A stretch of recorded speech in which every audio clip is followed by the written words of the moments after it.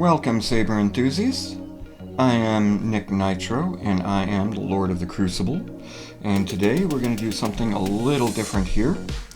Today I am going to show you how to install a replacement core for your Crimson Dawn lightsaber.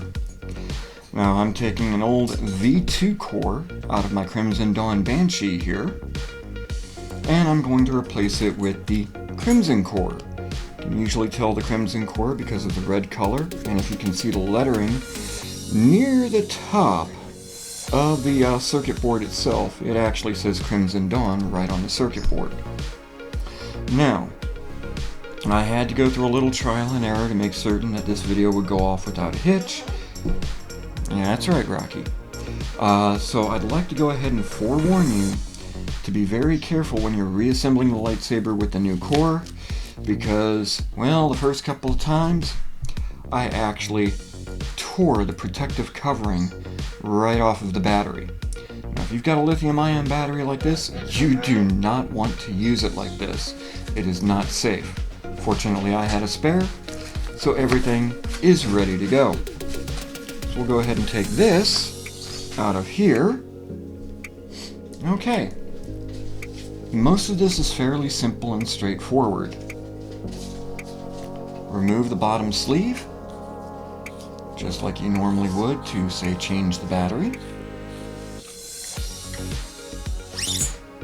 This exposes the bottom half of the core, and you want to make certain it's turned off. Last thing you want to do is accidentally short out a core. So, you'll see that there's 3 screws here that you want to remove, and they use the exact same Allen key that came with your lightsaber to begin with to remove the blade retention screw. I apologize, I'm filming this in front of the birds and they want to be involved in this, but we might actually be doing something else as well, and for their safety, they are in their cages. Yeah, if things go well.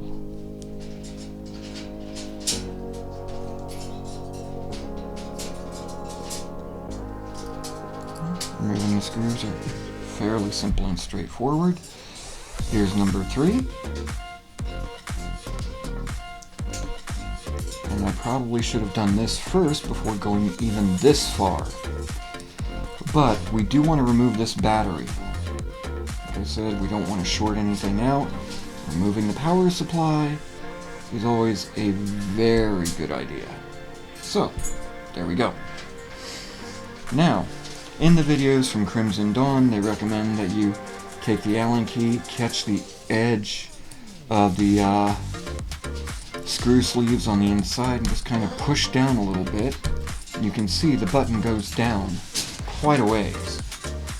So you just put your finger right here, and it slides right out. This is the old V2 core.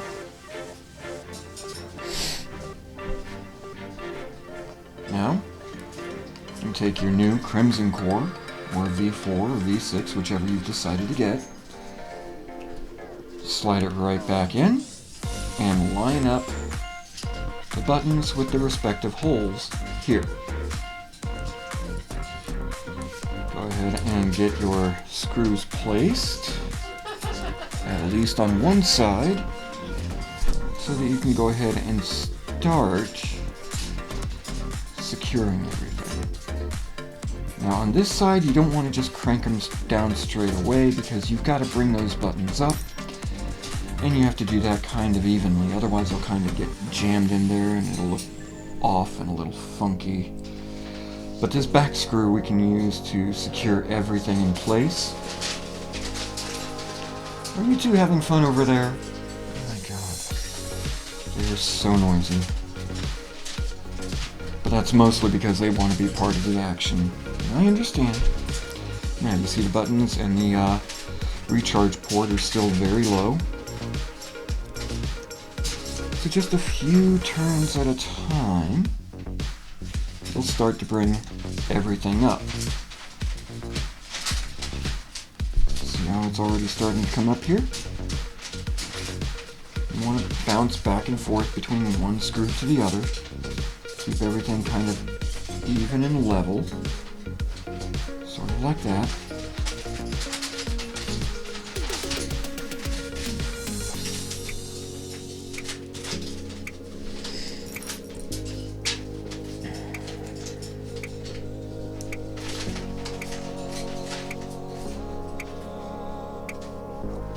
Go.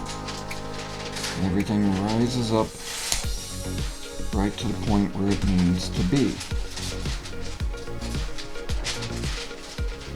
Well, double check this one. Nice and tight.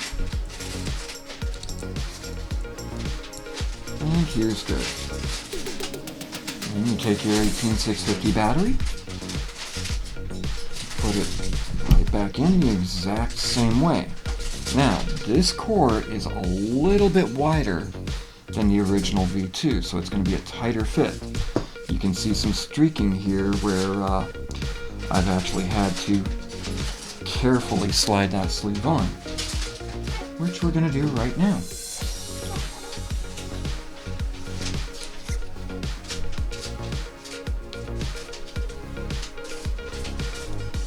Just don't force it. Be aware of any catching you might get on the battery. Just kind of slide around it.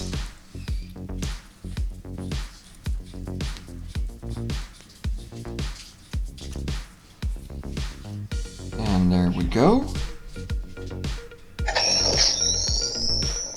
And I absolutely love that startup sound for the Crimson Core. I'm going to be doing a little bit more of an in-depth comparison between the V2, V4 core, and the Crimson Core.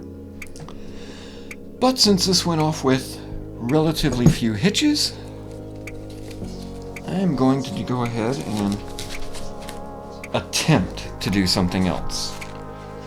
Oh yes, I believe in a previous video I said we would be learning how to do things together. This looks rather ominous, doesn't it? Well, I want to attach this cover tech wheel right onto my Crimson Dawn Banshee. And I know some people online have recommended, attaching it to the holes in the double saber adapter here. I really don't want to do that. That's a very thin piece of metal. It wouldn't be hard for this to strip the screw right out of there.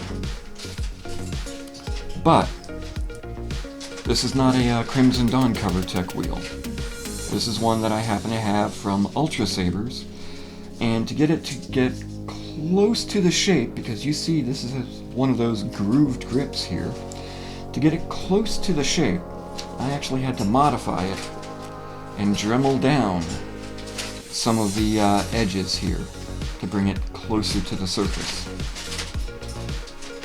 I just want to kind of figure out where exactly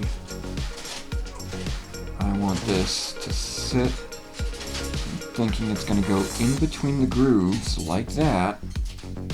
Hopefully it'll work. Since I already have a leather wrap on here, I'm probably going to be doing the big no-no. And that's going to be drilling right through the leather wrap. Yeah. But I am going to mark here. That should line up properly. I want to make certain that this will still line up when I put the sleeve back on. So I've got my timing mark there.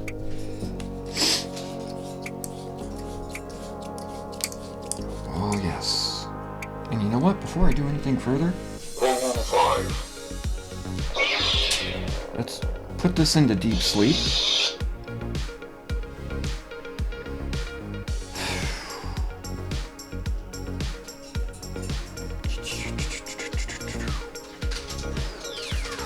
There we go.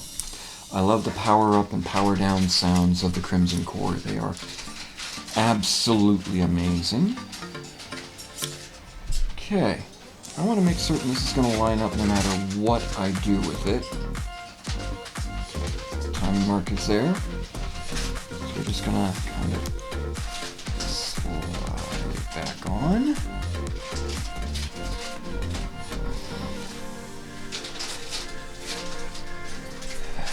Will this line up? Please let it line up.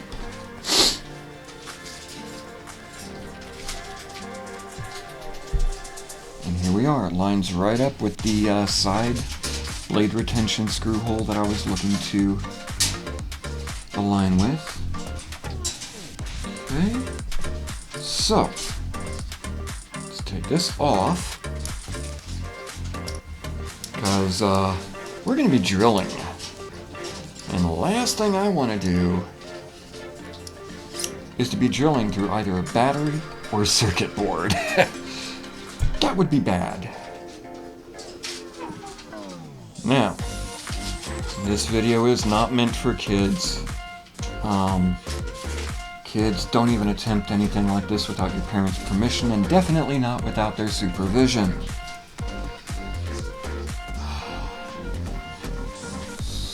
This is about where I want it. Where my time mark is. I already have the right size screw here because it uses an 8/32 inch screw, or an 8/32 screw, and I also have an 8/32 cap here.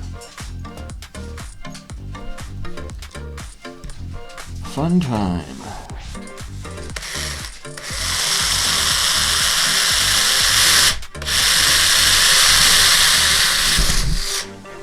Okay, it's a lot of aluminum dust,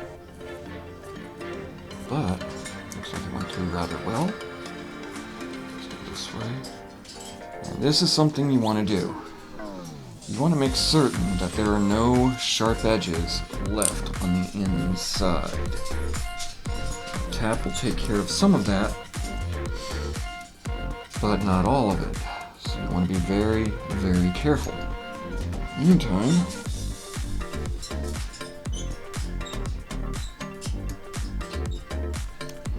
tap is what actually puts in threads for your screw to grab. There we go.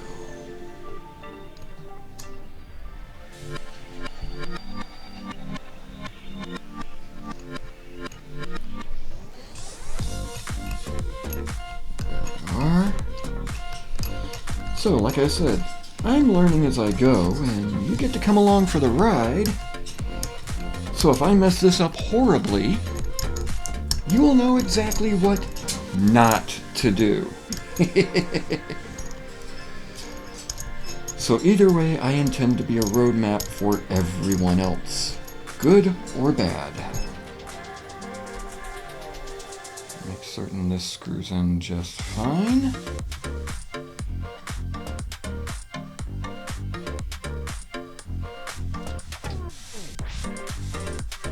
Does. Screws all the way through. Now we don't want the screw to actually go all the way through the sleeve because we don't want anything projecting out that side.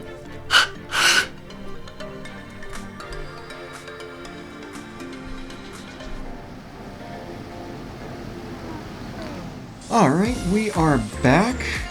Had a couple of hiccups. When do I not?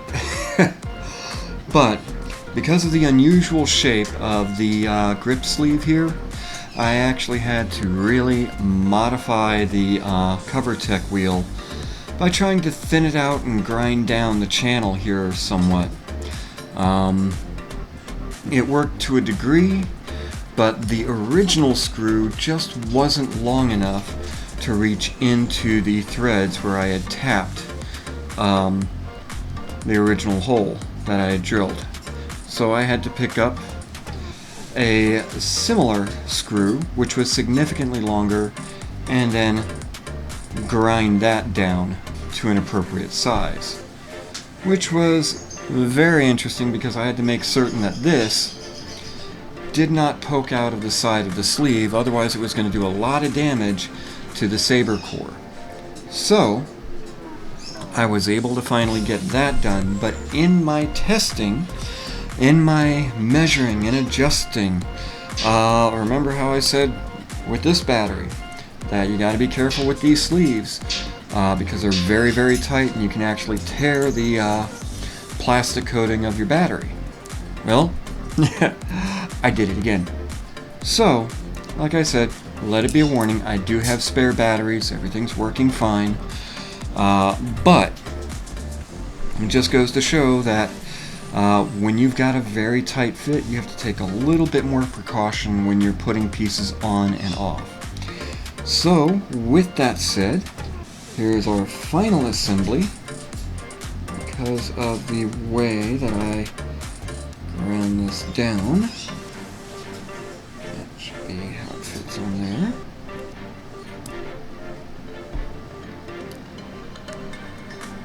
Okay.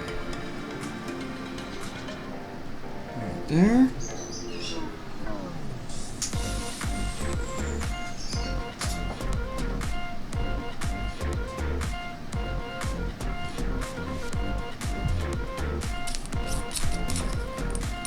Just double check the inside. There we go.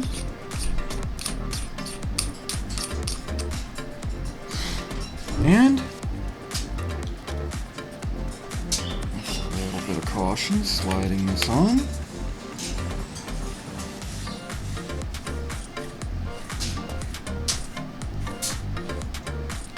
Here we are. Fitted and ready to go. So there we go. One CoverTech wheel installed with many hiccups. So there we are. That project is complete. I hope that you do actually like the content that we've done today. If so, go ahead and click on the like button down below and down below the video here. Go ahead and click on the subscribe button and hit the notification bell. When that works, it's supposed to let you know when new videos come out. Still, might be a good idea to do a search every now and again because it doesn't always work the way it's supposed to. But until next time, this is Nick Nitro. I am Lord of the Crucible, and today the Crucible is spoken.